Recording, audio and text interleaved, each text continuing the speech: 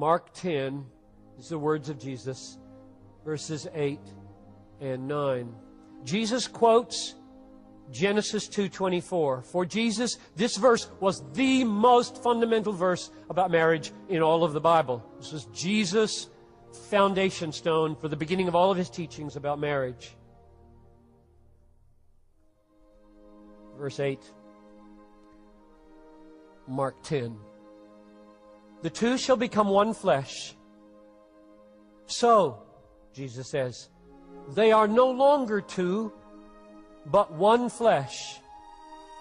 What therefore God has joined together, let no man separate.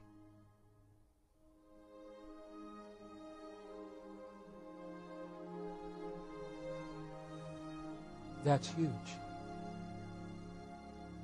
Do you feel the weight of that? Engaged couples, married couples. When a couple speaks their vows and consummates their vows with sexual union, it is not man, woman, pastor, parent who's the main actor. God is. God joins a husband and a wife in one flesh. God does that. God does that. From which Jesus draws the awesome conclusion, what God has joined, no man may separate. God will bring you into a relationship with someone, most of the time, who is not only not compatible with you, but is weak, tremendously weak, in the very areas where you would most want them to be strong.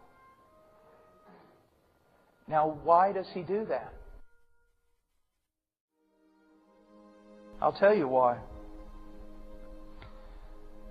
Remember our text, Romans 8:28 and 29. What is the goal of everything God does in His providence for His children?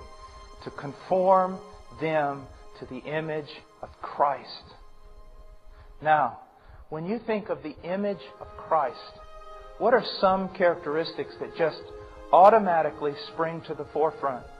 Well, for me, 3. Unconditional love, mercy, and grace.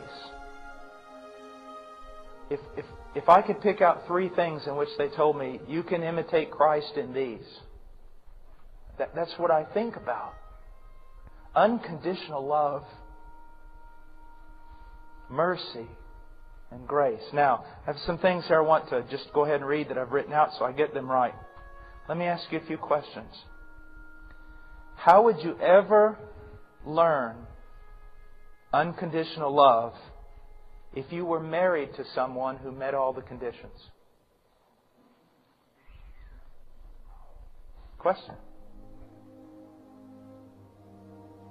How would you ever learn mercy, patience, long-suffering, heartfelt compassion if you were married to someone who never failed you, who was never difficult with you, who never sinned against you, who was never slow to acknowledge their sin or ask for forgiveness?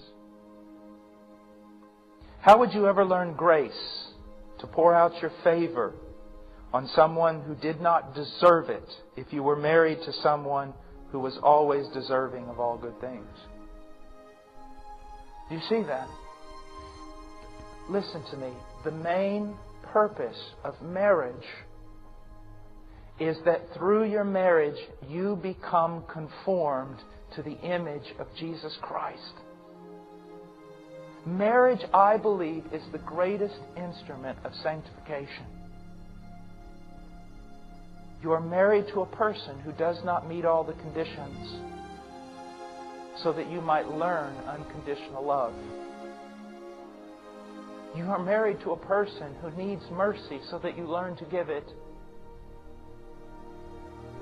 You are married to a person who does not deserve, so that you learn to pour lavishly yourself out on a person who does not respond appropriately, and thus you become like the God you worship. You see, you worship God for these things, but you don't want to give them to others.